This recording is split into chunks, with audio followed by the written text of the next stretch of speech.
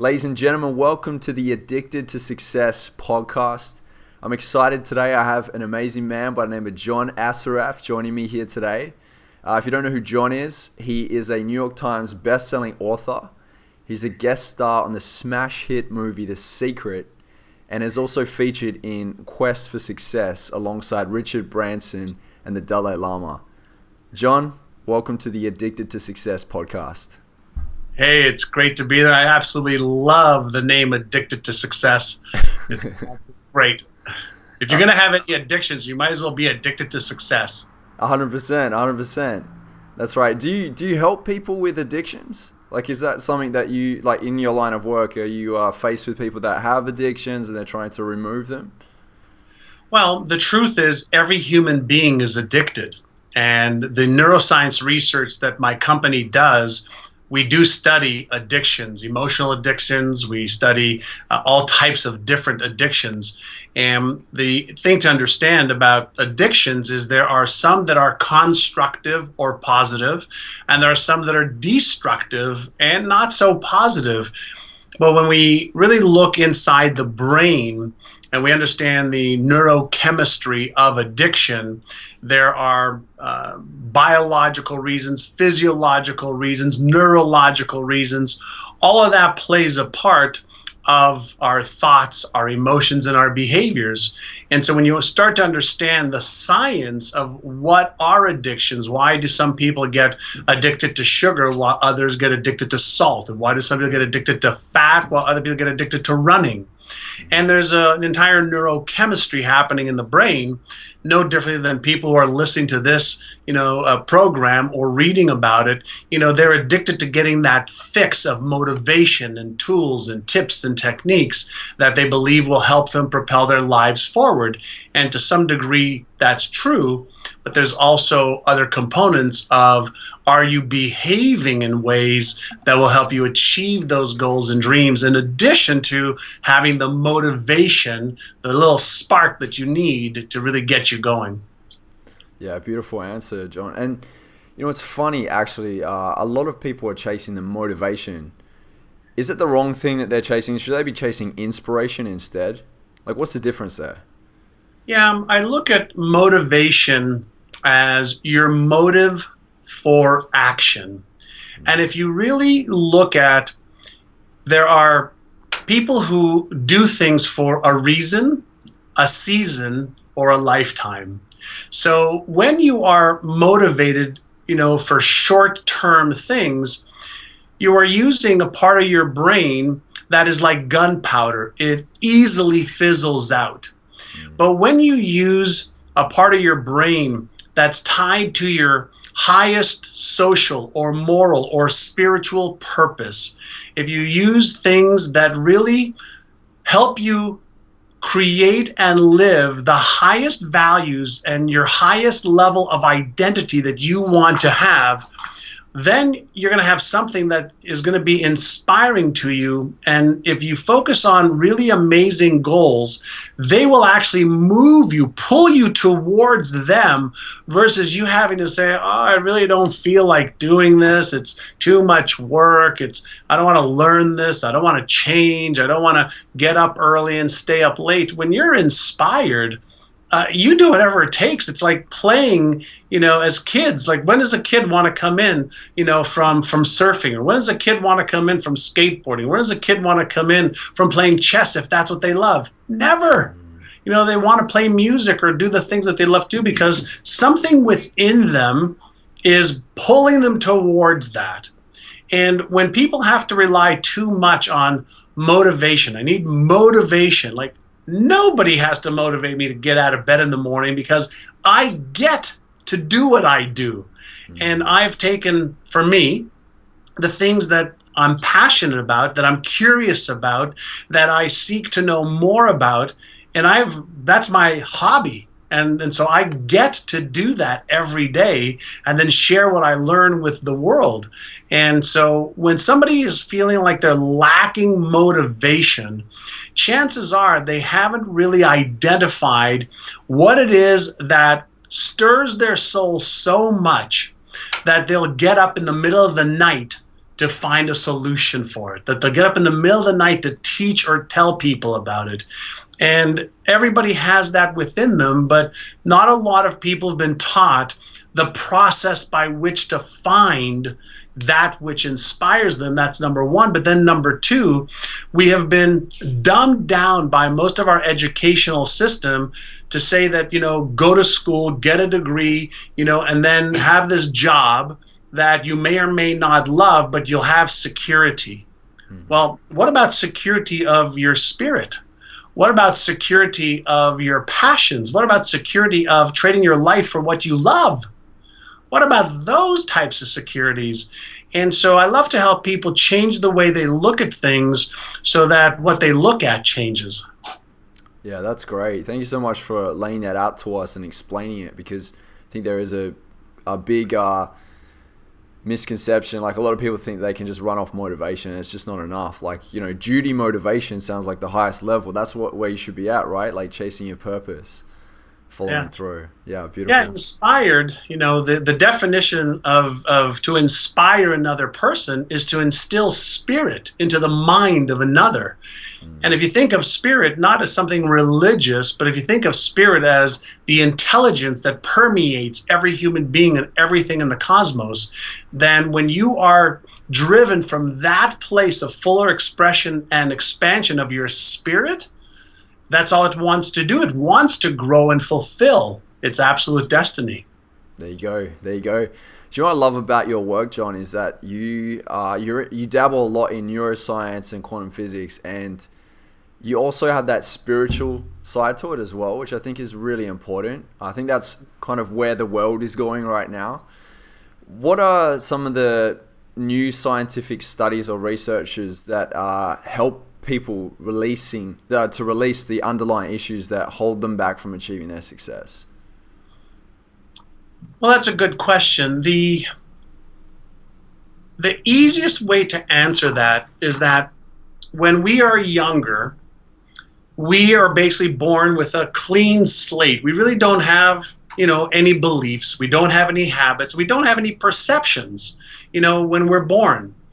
And through our schools, our teachers, our friends, our environment, our experiences, we start to formulate these patterns of what the world is like and what we are like. And we develop our beliefs and our habits. And there's something in the world of neuroscience that was discovered probably about 15 years ago through some of the latest brain scan imaging technologies. And it's the brain's ability to formulate new neural connections. And that's called neuroplasticity. But before we even get into neuroplasticity, there's something called automaticity. And automaticity is something that I'm fascinated with, because when we do something through conscious effort, like learning how to walk, learning a new language, learning to ride a bike, learning how to surf, learning how to date, learning how to make money, learning a new skill, and having a job, once we do it for 30, 60, 90, 180 days, depending on the difficulty level, our brain goes from utilizing a lot of energy to do that activity, whether it's thinking or feeling about it or actually the physical activity, to an automatic part of the brain that processes trillions of things per second. So it goes from conscious effort to unconscious.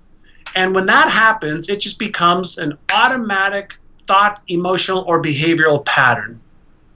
And once that pattern is set, then our brain doesn't have to expend any conscious effort on doing it. Just like when people are, listening or watching or reading this right now, they're not trying, they're just doing it. But at one point you had to learn how to hear, you had to learn how to see, you had to learn how to read, you had to learn how to do all the stuff that we take for granted now.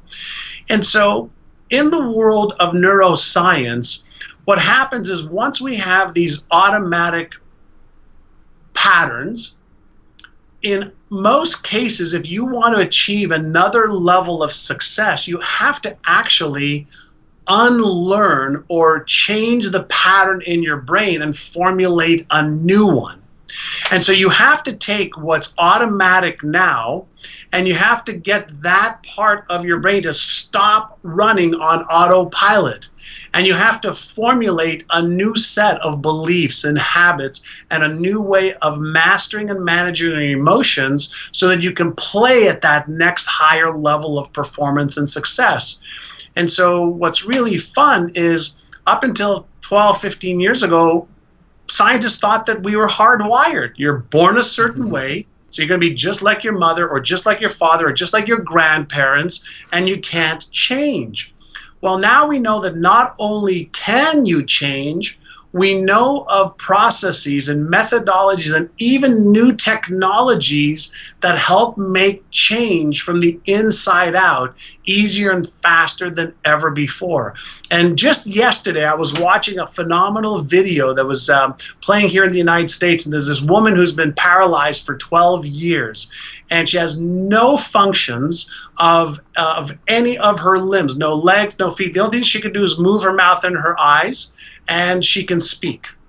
And she, using the power of her brain and a chip that was placed in her brain that was picking up her thought signals, got a robotic arm to pick up a drink, bring it to her mouth. She sipped on the drink, she moved it away from her and put it right back down.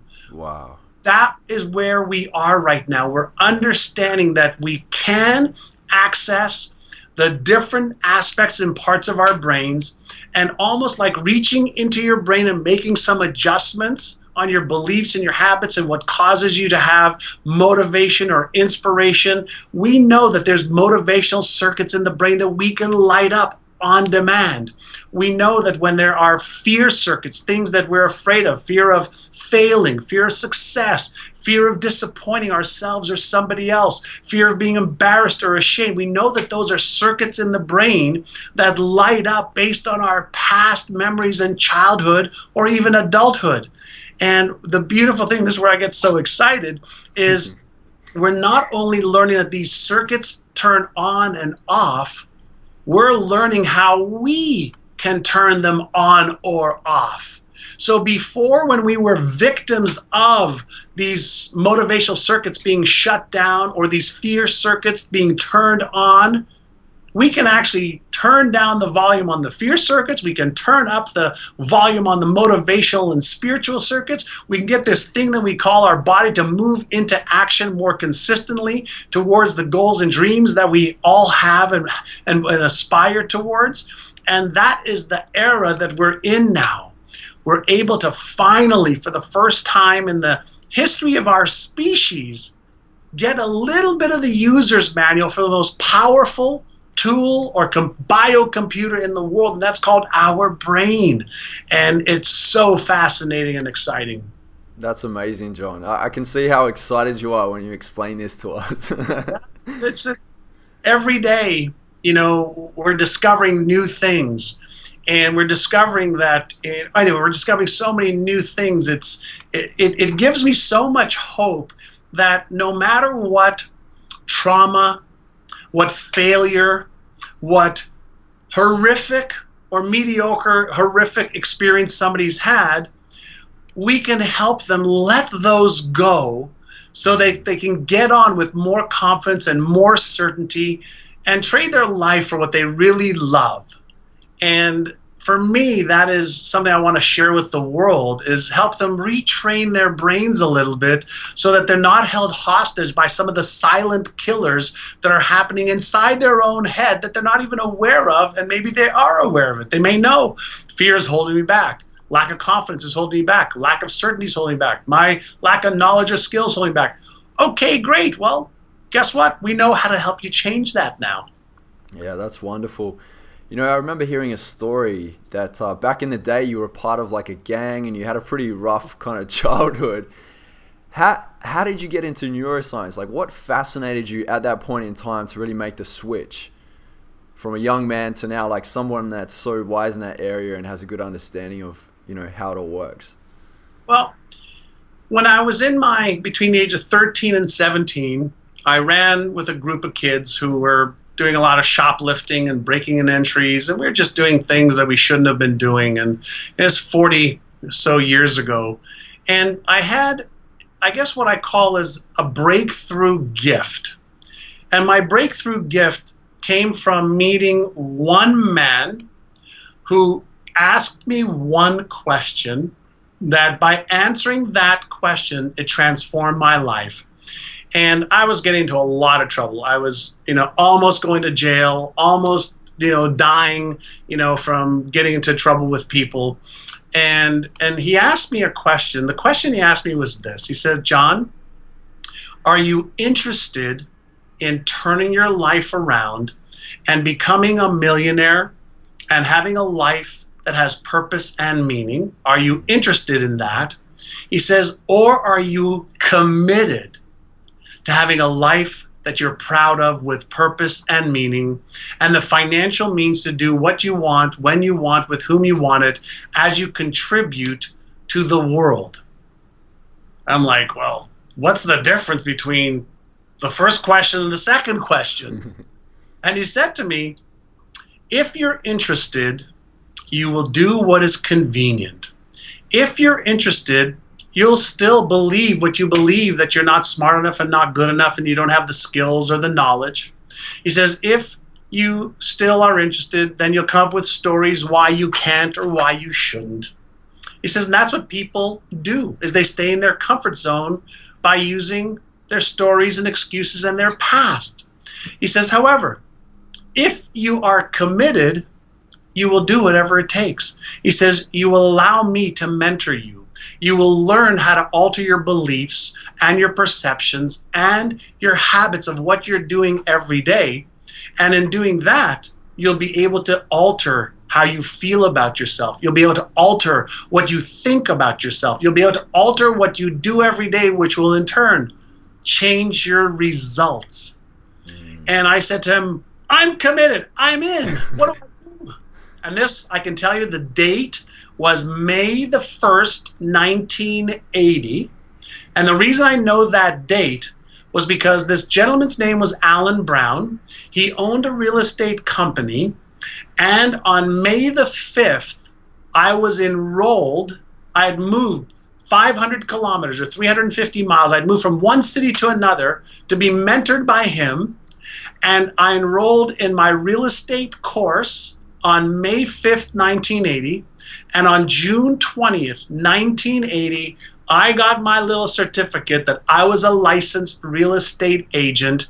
And then he mentored me on how to change my own beliefs about myself, how to stay committed to my goal, how to master my emotions, how to learn to create strategies and tactics and to do the right things in the right order at the right time. And in my first year with him back in 1980, I made like $30,000, which was more than my father made as a cab driver. In my second year, after practicing for 12 months and upgrading my knowledge and my skills, I earned $151,000. And it's not that it was about the money. I became a different person as a result of him helping me retrain my brain. I became the person who had stronger levels of confidence, stronger levels of certainty. And by no means was it easy, but it was simple stuff.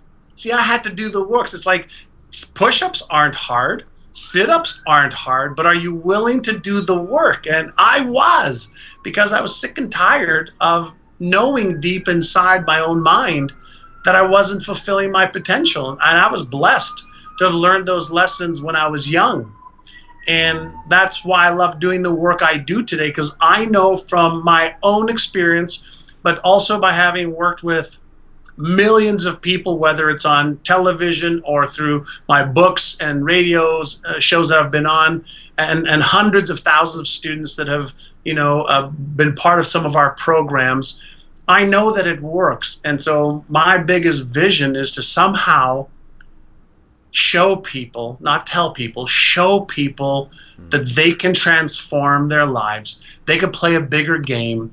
They could really have more fulfillment. They can have more freedom. They can have more peace of mind. They can earn more money. And it all starts with what's happening inside their own minds first. Yeah, that's right. And isn't it incredible how you can just change the whole game by one simple decision? Someone offers you something, and it just like that one powerful question just opens a whole new world for you, and that's it. You run with it.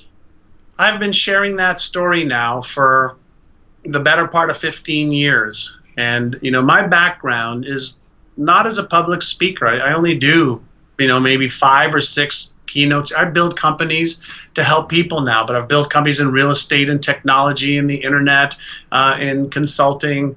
And so my purpose hasn't been to share all of my knowledge with the world until I was retired and wrote my first New York Times best-selling book, then a second New York Times best-selling book, and people were wow, this is great information. And so I go, wow, maybe I'm supposed to share what I've learned the last 30 plus years in working on me. I've worked on me, and now I can continue to work on me as I share what I learn with the world. And that's why I'm so fascinated by the latest research and the evidence-based stuff. I don't do too well with the hokey-pokey, airy-fairy stuff, even though I love metaphysics, but I like to back up stuff with as much scientific evidence as possible. Yeah, that's great. That's great.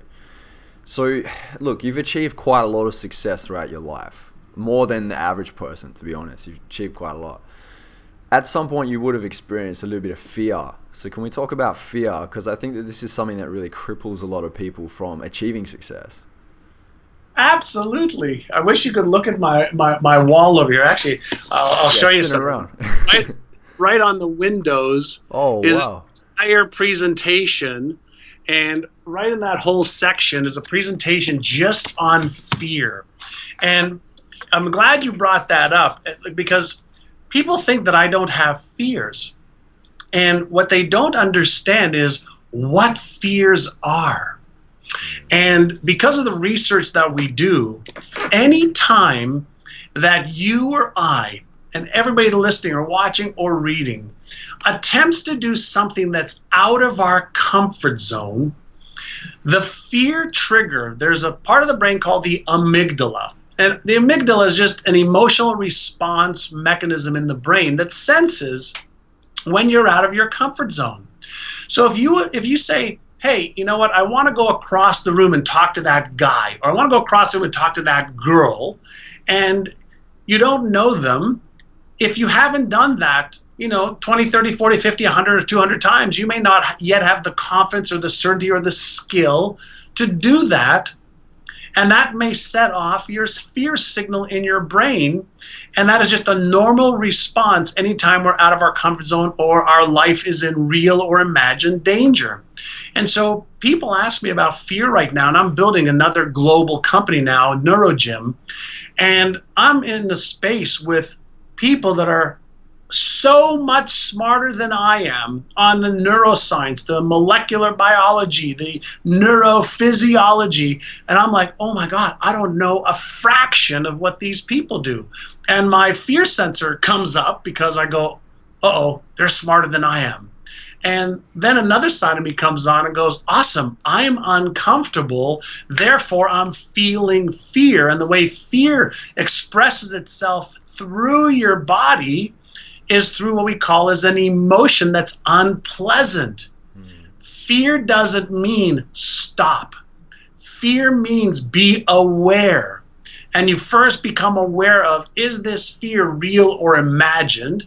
Is this fear something that's potentially harmful to me, that can end my life, which is obviously the worst kind of outcome? And if it's not, then you learn how to master the emotion and unpleasant feeling of fear, and you learn how to turn your fear into fuel. And so there are people that go into the ocean and they are petrified or can't stand the waves.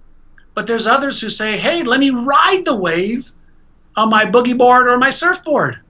Well, fear is the exact same thing. Everybody has fear. You will never, ever, ever get rid of fear. The only thing you can do is learn to acknowledge what a fear is, what the cause of it is, and learn how to turn the fear into your fuel to propel you forward instead of move you backwards or cause you to freeze or fight or run away. It's one of my most favorite topics because we can actually see a fear circuit in the brain light up, and that really shuts down the motivational center of the brain. And the untrained person does what? Goes back into their safety zone. Yeah. But the person who is trained how to notice the fear and move forward is the person who starts to master their life and their results. Yeah, I love it. What was that little sound effect? I heard that little like laughing. Ha ha ha. Came in at the right time. Every half an hour, I have my computer tells me the time in a funny voice, and it's one of my signals to reset any stress, any anxiety, any fear that I may be going through, to remember, have fun. It's just a reminder every 30 minutes. Just chill, relax, take a couple of deep breaths, reset your brain so that you can perform at a higher level of happiness, a higher level of effectiveness, a higher level of clarity, and a higher level of focus. I love it, John. I love it. You know, I'm gonna be honest with you and real. You know, I do a lot of these interviews, and sometimes I interview people that I've looked up to for so many years, people that I've like read their books and grew up off them, and I have that feeling sometimes in my stomach where I'm excited, but I also feel super nervous. Yeah. But how can I better manage that? Well, there's a couple of techniques that you can use. Number one is, before you even interview them, be well prepared, which you are. Number two is do a little breathing exercise of 10 breaths, okay, in and out in a rhythmic fashion, where you can create neural coherence between the two hemispheres of your brain. And so whenever we get those butterflies, that could be excitement, but it could also be sensed as fear. And one of the things that's great with just using your breath is you can actually just create a brain state just to calm yourself down. And that is a really, really good, just in and out breathing, 10, 15 breaths. That's number one. And number two. Number three is, before you actually interview these people, or before people that are listening or watching right now, before you do any activity that you might be fearful of or excited about, or you're uncertain if it's fear or excitement, I want you to play doing it 10, 20, 30, 40 times in your mind as if it was real and happening in the moment. And what happens is, as soon as you start to play a mental movie of actually for you doing the interview 1 time, 2 times, 3 times, 5 times, 10 times, you'll actually lower the intensity of the nervousness, of the butterflies. And a lot of times what's happening is, in the back of our brain, we're wondering, well, what if I don't ask the right question? What if I sound like a fool? What if I make a mistake? And so whenever we're faced with a situation that we move into that we're unfamiliar with, our first response is coming from the right prefrontal cortex of the brain. It's a part of the brain that goes into your memory banks, and in millionths of a second reminds you of all the times where you've been embarrassed, ashamed, where you've failed, whether you've looked like an idiot.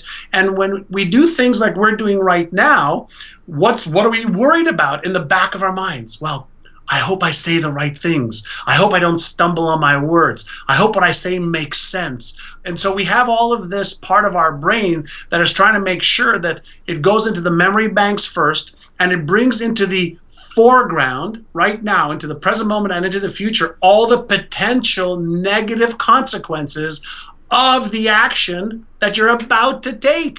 Mm-hmm. And that's part of the brain that is there by default as the primary first channel that gets turned on. We have to recognize that's just the way the brain works, but I want to switch it over to the other part of the brain, the left prefrontal cortex, which is the CEO, the executive director, the part of your brain that can solve just about any problem. But most people don't understand that you can actually switch from one to the other, from one to the other. And when one is on, the other is shut off. So why not learn that you have the Frankenstein or the Einstein brain, and let's play more with the Einstein brain than allowing the Frankenstein brain to rule us. I love that, the Frankenstein or Einstein side. So how do we tap into the Einstein side of the brain? Well, first and foremost, it's to recognize that you have a variety of different mechanisms in your brain. And when you have an unpleasant emotion, not a bad emotion, there are no such things as bad emotions. Emotions aren't good or bad, they're pleasant or unpleasant, and there's various degrees of intensity. And so when you are in an unpleasant emotional state, you've got to remember that the emotional state is an effect. Right? So when there is an intrinsic, an inner thought or a pattern that's firing automatically in your brain that's causing you to feel a certain way that's unpleasant, it's your brain. It's your thoughts. They are your patterns. Well, you can switch those patterns in a second, and I'll give you an example. Everybody has been around a crying baby. And have you ever seen a crying baby stop in 1 second because a puppy comes in the room, or somebody brings in ice cream, or the parent says, oh, look over there, there's your sister or your brother, whatever, the baby goes, ah! And they stop instantly? It's a shift from one part of the brain working to the other. And so first and foremost, you really have to be mindful and aware of your emotional state. And there are emotional states that are conducive to being productive, to having clarity, to having focus, and to doing the right things towards your goals. And there are emotional states that are destructive and not moving you towards your goals and dreams. And so since they're our thoughts, our feelings, and yours or my behaviors, well, who's in control of those? The only thing that separates you and I and everybody listening from a horse or a pig is our ability to choose. A horse and a pig has all of the same bodily components that we do. But we have a higher level of ability to choose. And in order to choose, we first have to be aware.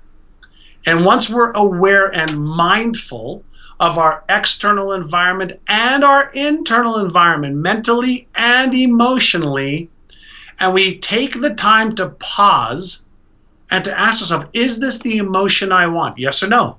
No. Then what should I be thinking about? What should I be doing to change my emotional state? What should I be doing to change my mental state?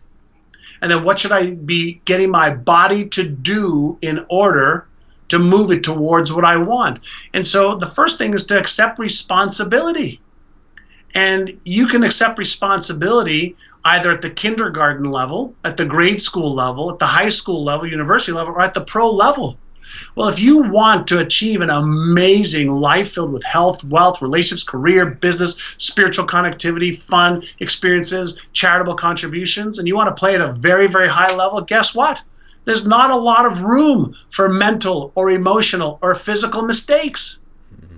But if you want to play at the kindergarten level, great, blame everybody else. Just, go and play in your sandbox and just go have fun. But for those who want to play at a higher level, then you have to upgrade your knowledge and your skills. And by upgrading your knowledge and your skills and upgrading your confidence levels, your certainty levels, and your beliefs and your habits of what you do, you can create what I call is predictable transformations in your own life. And so if you want to play at the pro level, guess what? We already know what pro level thinking is like. We know what pro level preparation is like. We know what mastering your emotions at the pro level is like. We know what behaviors you need to take at the pro level. If you're not prepared to do it, that's okay. But stop whining and bitching and complaining that you're not achieving those results. Yep. That's well put. Well put, John. I know a lot of people that are listening to this right now are nowhere near the kindergarten level. I know that, if you're addicted to success, you're serious about taking those actions. So this is great. No, this is great. So what is disappointment avoidance? Can you talk about this quite a bit? Yeah. You've done your research, I see, on my work. Well, there is a whole body of evidence that stems back from our childhood, wanting to please our moms, our dads, or our caregivers. And whenever we are in the position of disappointing people that we look up to, people that we respect, people that love us and that we love, we will do whatever we can not to disappoint them. And so we will avoid taking action. We will avoid saying something. We will avoid doing something for the fear or the emotion, the unpleasant emotion that comes with disappointing someone else. And there's another part of this that is self-disappointment avoidance. When we think that I'm going to try and achieve this goal that I've been trying to achieve in the past, when we have a lot of references, neurological and emotional references, that we have failed in the past, our brain says, well, you've tried that before 5 times. Each time you have failed, you've felt bad. Each time you failed, you've been embarrassed or ashamed, or worse, you have blamed yourself, which is what? Shame turned inwards. It doesn't feel good, so I'm going to move away from it. And yours and my brain is wired, genetically wired from billions of years of evolution, from a single cell all the way through to, to human beings. We are wired to avoid pain and to gain pleasure, but we'll do more to avoid pain than we will to gain pleasure. So part of the way we're wired is we are wired to avoid disappointment.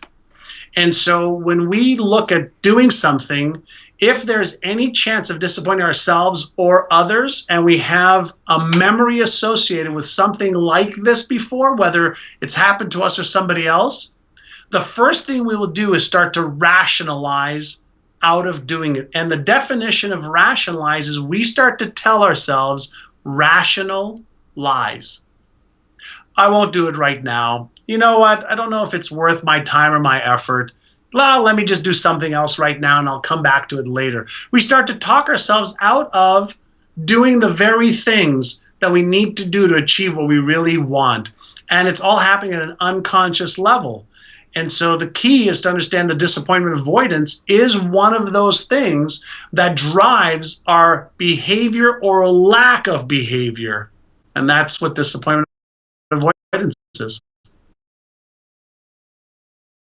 When my kids were growing up, I would let them know that behavior is unacceptable, or that behavior is not going to help you achieve the result, or that behavior is not what we want in our family. You, I love. So we always separated the behavior with the human being, the beautiful, spiritual, God-made child, and adult. And when a child feels like they have a healthy self-esteem, then they start to have healthy beliefs about themselves. And a lot of people today blame a child versus teaching a child to alter his or her beliefs or behaviors around something. And what happens is we end up with a society that's afraid of falling. They're afraid of taking chances. They're afraid of talking. They're afraid of not fitting in. They're afraid of disappointing. And so it's really, really critical for parents to work on the language that they use with their children and with themselves, but also in how they teach children that failing is part of growing and failing is a part of the formula for success. And you could shortcut the learning curve of, from failure to success by learning from the failure of others. And that's where, I just love, the personal development arenas. We can learn so much by the failures of others, almost more than through the successes. That's a great point. Yeah, we highlight quite a lot of failures on Addicted to Success, and they seem to do quite well. And I didn't know whether it's because people like seeing other people fail, makes them feel better, or they're actually learning from it. I really hope that they're learning from it. So that'll be good. Well, there's when you have low self-esteem, then you like to see other people fail because it makes you feel more comfortable and in resonance with yourself. And when you have high self-esteem, you don't like to see people fail, except when they're failing forward, and you know that that's going to be for their betterment and good and not for your ego satisfaction. And so what I have found is there are people with, high self-worth and high efficacy, which means they have high abilities and they have a really healthy way of achieving whatever they want. There's also people who have low self-worth but high abilities, and they could never, ever, ever fill the void of not feeling good enough or smart enough or knowledgeable enough. And they work harder than anybody else, and that bowl is always empty. And then you've got people with just different combinations of high self-worth but low efficacy, low abilities. And those are always the people who are telling everybody else what they should do, but they're not doing it for themselves. And so there's a different, set of combinations of individuals who have a high self-worth and high self-esteem and high abilities, and every combination will lend itself to how people see the world, how people see themselves, how people see others, and whether they will raise somebody or whether they'll try to put somebody down. Yeah, great, John, great. So I know that you talk a lot about evidence-based technologies to transform you from the inside out. Can you tell us a little bit more about this? Sure. So there are technologies and methodologies that are evidence-based. So for example, the hottest trend and topic right now is mindfulness and stillness. And in mindfulness, you really train yourself to be aware of what's happening right now in your environment, what's happening right now within you. And there's technologies that can help you really shut out the outside world to be able to invest in your self-awareness training and your external awareness training. And whether it's meditation, whether it's the sound of bells, whether it's brain entrainment technology, whether it's brain stimulation technology, some of these technologies combined with evidence-based methodologies really help change the neurology. And since we're all vibrating packets of energy that is called quanta, then the more you can learn how to be in a highly focused, highly relaxed, highly aware state, the less likely you are to react to stuff, and the more likely you are to observe and respond. And when you have that microsecond to observe and respond versus reacting out of fear or out of ignorance or lack of confidence or certainty, you can start to really be more in control of what you think and feel and what you do. And when you're more in control of what you think and feel and do, you can direct and focus your energy and attention towards what it is that you're looking to trade your life for and achieve. And it's really a function of, are you committed or interested, in achieving your goals and dreams, as I mentioned earlier? And if you're committed, then think about this. Yesterday I was watching TV and I was watching a show on technological advancements, and they were showing this woman, as I mentioned, who was utilizing a robotic arm, just by thinking about it. But there was also another part of the show where they were showing the latest generation of pacemakers. But they also went back and they showed pacemakers, 20 years ago, where there was a device that was hooked up to your heart that you had to walk around with.